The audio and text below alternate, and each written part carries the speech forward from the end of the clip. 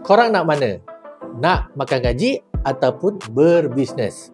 Dua-dua tak salah, hanya bergantung pada apa yang korang nak.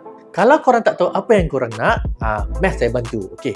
Yang pertama sekali, kalau kita tengok buku, ini dia ada satu buku yang menceritakan mengenai Human Emotional Driver. Dan di situ dia menceritakan manusia ni ada benda-benda yang secara emosi dia suka, ada benda secara emosi dia tak suka. Dan ini akan menentukan kenapa ada orang yang suka makan gaji ataupun kenapa ada orang suka berbisnes. Okey, selalunya orang yang tak suka berbisnes ni, selalunya dia suka benda yang stabil, ataupun dalam buku tersebut dia panggil Security and Control Emotional Driver.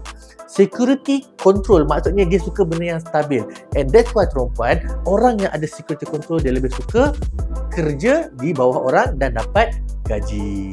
Sebaliknya, orang yang suka jadi usahawan, kemungkinan besar security control dia rendah dan kemungkinan besar dia punya achievement tinggi. Achievement tu lagi satu punya emotional driver.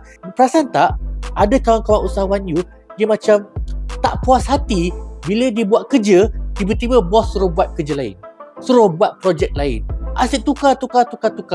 Dan you lama-lama you tengok kawan tu, dia punya motivasi dia berkurang. Sebab orang yang ada achievement, maksudnya pencapaian, emotional driver, dia tak suka buat kerja lepas tu henti.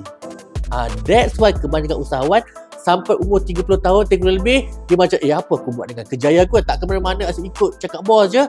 Dia akan henti, dia start business. So, cerminkan diri balik, muhasabah diri, tengoklah pengalaman anda yang sebelum-sebelum ini, apa yang buat korang rasa tak best, tak motivated. Adakah korang rasa tak best bila projek tak siap? Ataupun korang rasa tak best bila macam ada risiko ketaktentuan, benda macam tak stabil? Adakah itu yang menyebabkan korang rasa takut? So, kalau korang ada security yang kontrol yang tinggi, mungkin makan gaji adalah benda yang bagus.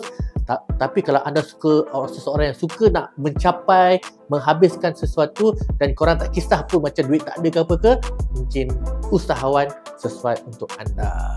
Belajar sesuatu tak? Nama saya Firdaus Johari, coach kreativiti anda.